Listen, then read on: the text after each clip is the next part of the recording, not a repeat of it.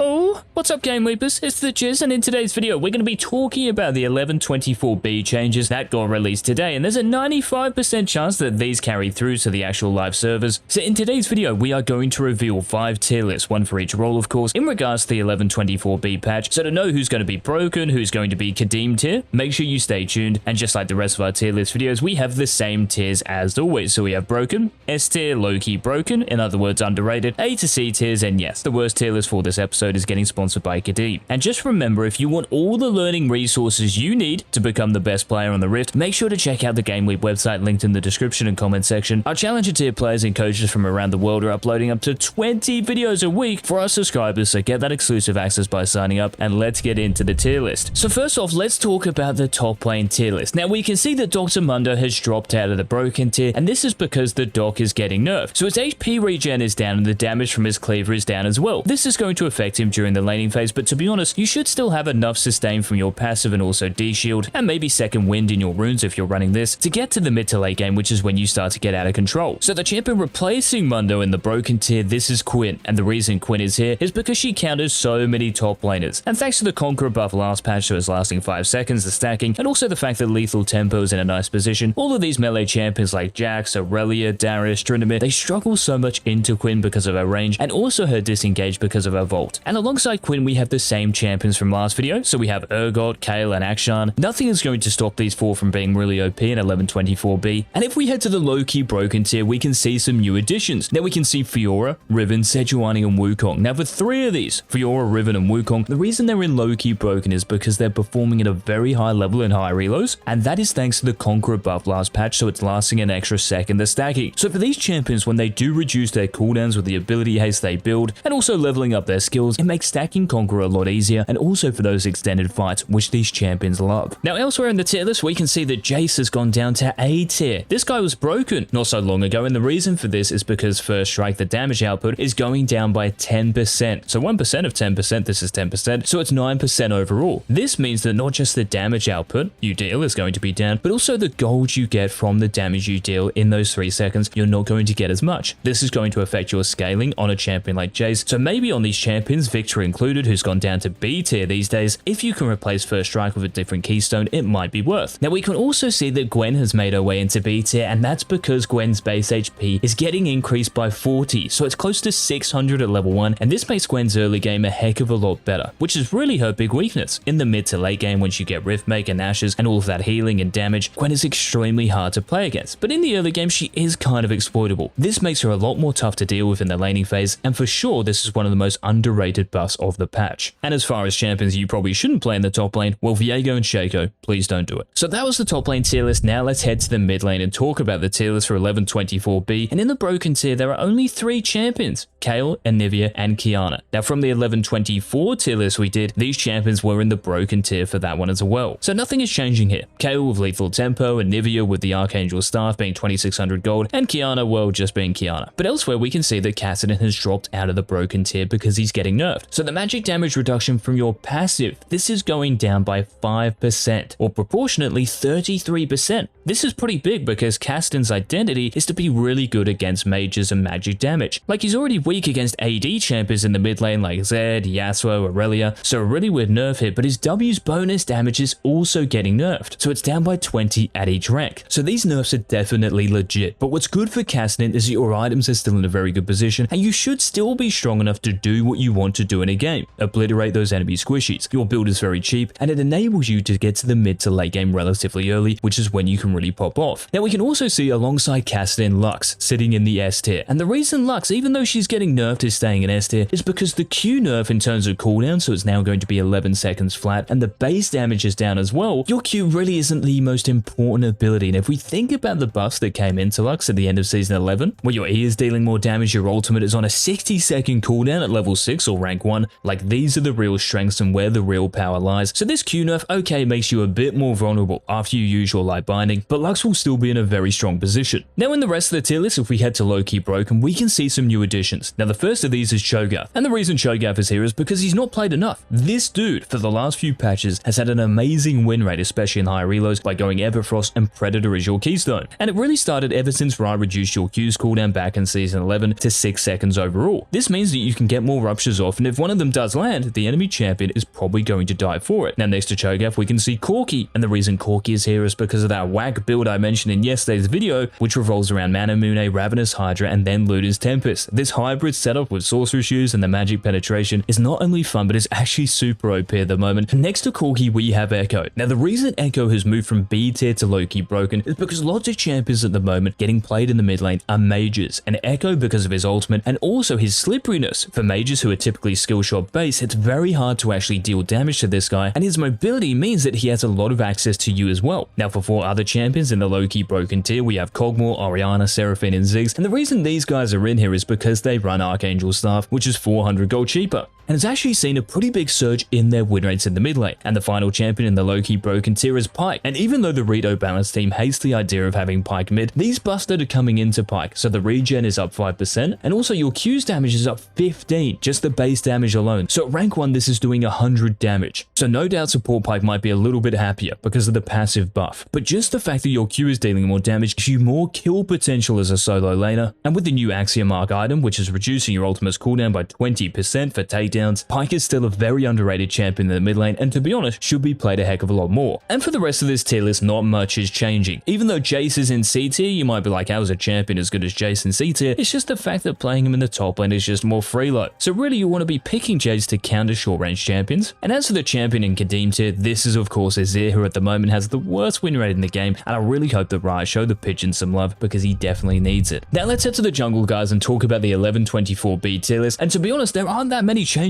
in the jungle for next patch, which might be a good or bad thing depending on who you play, but in the broken tier we can see the same 4 champions: Amumu, Trundle, Nunu, Rammus, most consistent, reliable junglers in the game. And for Amumu, who snuck in here last patch, the reason he's still here is because Conqueror is lasting 5 seconds, and this is actually the keystone Amumus are actually using and, to be honest, abusing. Even in high reloads where this dude typically struggles because he's skill shot based, he has a very solid win rate around 52%. But one champion who has moved up in the tier list to low-key broken is Ivern. Now after getting buffed last patch, so the experience you get from Krugs, it didn't really change that much, to be honest, because doing Krugs, you might only do these a few times a game, so it's not the biggest deal. But what is a big deal next patch is the Glacial Augment buff that's coming in. So it's scaling more of your heal and shield power, and for a champion like Ivern, who is all about the heals and shield, this is going to have a massive impact. Remember, Glacial is going to proc off your Q and also Daisy's knockup, and it just gives you more utility than you already have. And if there are any Ivern mains out there, let me know in the comments what you actually think of the Glacial Augment buff. Now another champion who did get buffed for the jungle, this is Olaf, with his passive's max attack speed going back to 100% based on his missing health. So this is just a revert from the early season 11 nerf, but the problem for Olaf is that Conqueror, well, it's 5 seconds, which is nice, but his mythic item Gore Drinker has been nerfed so much. Now to be honest, I actually still think Olaf can be underrated. So into certain team compositions where they have lots of CC or stuns, his value definitely goes up. So he's a bit more conditional than these other champions, but to be honest, he will actually be playable now, which is for sure going to be a good thing. And I should also mention here that the Mundo nerf has seen Mundo drop from S tier in the jungle to A tier, because the HP regen means you're going to be less healthy after clearing your camp, so maybe more vulnerable. But we should also mention the Talon nerf as well. So your W's damage to monsters, this is down by 20%, so from 150 to 130, which means that your clear is going to be a little slower, so you won't have as much time on the map to roam around and get kills. But still, this should not really hold back Talon from being one of the premier junglers, so he stays in A tier. Now let's head to the bot lane and talk about the AD carry tier list for 1124B, and you can see that there's a new addition to the broken tier. This is Draven. So alongside Vayne and Kog'Maw, these 3 are for sure the 3 best AD carries of next patch. And for Vayne, even though she's getting nerfed, so the bonus attack damage she gets when she presses R, this is down, but to be honest, the damage she still deals with her max silver bolt, and with lethal tempo being buffed from 1124 for ranged champions, so in terms of the attack speed, even though the range is down, this is well worth it. And that goes for Kog'Maw as well, and even Draven. There's been a mini resurgence here of people going lethal tempo, and that's really the great thing about Draven. You can go Conqueror, you can go Hail of Blades, lethal tempo. There are a lot of viable keystones here, and also he does so well into Vayne, who to be honest is probably one of, if not the best champion on the Rift, and she's getting picked a lot. Now in S tier, there's the same theme continuing, so with lethal tempo AD carries like Ashe, Caitlyn, and Jinx. We can also see Jhin in here, just very consistent, and also Ziggs because of the Archangel staff buff from last patch, this is staying, and also lethality Xayah, which is still in a very strong position. Now in low-key broken, we have Twitch, and then we have Yasuo. Now the reason that Twitch is in here is because against a lot of these AD carries carries in S and Broken tier. These champions don't have that much mobility. So if we think of Kog'Maw, Ashe, Jhin, Jinx, even Draven, these champions don't have that much chance of actually escaping your ultimate. So even though the laning phase might be a little difficult, once you get out of it, even if you are behind in terms of golden experience, once you get to your Kraken Slayer spike, you can easily one-shot these AD carries. Now Yasuo is also here because, well, it's just Yasuo, who to be honest, his best role is probably as an AD carry. Now what's also exciting for AD carries in 1124B is that 2 more champions are getting buffed. So there's Kai'Sa, so the on-hit damage from her passive, the bonus magic damage, this is getting buffed, which is really nice if you're thinking of going some sort of on-hit magic damage build, so maybe with Nash's 2 for Wit's End. And there are also 2 more buffs, so the Q's damage ratio. This is scaling more of your bonus AD, and your W evolves cooldown refund if you actually hit it, this is up to 77%. But to be honest, even though lots of people are already theory crafting about possible AP Kai'Sa builds, the fact is that the Q's damage ratio, because it's now 10%, this just means that the attack damage build is probably going to be the predominant setup, and because Ginsu's isn't giving you any AP anymore, it's probably not going to be worth to try out. But still, it's a push maybe in the right direction, so hopefully Riot keep pushing the envelope here. Now another AD carry who's pushed up a tier since 1124, this is Varus, the other champion who's getting buffed, so your passive attack speed is going to last a little longer once you get to level 6, 11, and 16, which is actually really important if you're playing on-hit Varus, and this is what Riot are trying to buff. So the on-hit damage in your W, this is up and is also scaling more of your AP, and the stack damage ratio is also going to deal more damage based on the target's maximum HP. So to be honest, out of Varus and Kai'Sa, Varus actually has a better chance, to be honest, of getting played with some AP in his kit. So whether it's Nash's 2 for Wit's End, this actually seems legit, and if any of you guys have already theory crafted builds for either of these 2 champions, let me know in the comments how real these are going to be. Now the last role we have to cover for 1124B is of course the support role, and to be honest, not much is really changing for supports apart from the glacial augment buff that I talked about. So maybe a champion like Rakan, who you can see in low-key broken, can really make use of this because he has a bit of heal and shield power. But here's the thing guys, this glacial augment buff is really for enchantresses because these are the people who are going to be healing and shielding. So for hard engagers and CC supports like Rel, like Blitzcrank, like Alistar, like Nautilus, like Thresh, because they don't really have any healing or shielding in their kit, it looks very placebo. This is why in the broken tier we can still see Sona, Soraka, Lux, Nami. Even though Lux's Q, like we said, is getting nerfed, you're maxing this last and it's not really the most important part of your kit. As long as you're holding on to this until you get ganked or the enemy support jumps on your head, you should be more than fine. And as for the rest of the support tier, it's very standard stuff. Nothing has really changed that much, but probably steer away from champions like Galio, Nico, and Seraphine. These are better used in other roles, so whether it's in the mid lane or even as an AP carry bot lane if you're Seraphine. And as for support you definitely shouldn't play, well just make sure you don't lock in Tahm Kenshul Trundle. Just like the C tier supports, these champions are much better played in other roles. But those were the tier list guys for 1124B. If you did enjoy the tier list, let us know by leaving a like on the video, and also any thoughts you have. If you disagree or agree with any of the picks, let us know down below. And until tomorrow's daily upload, this has been the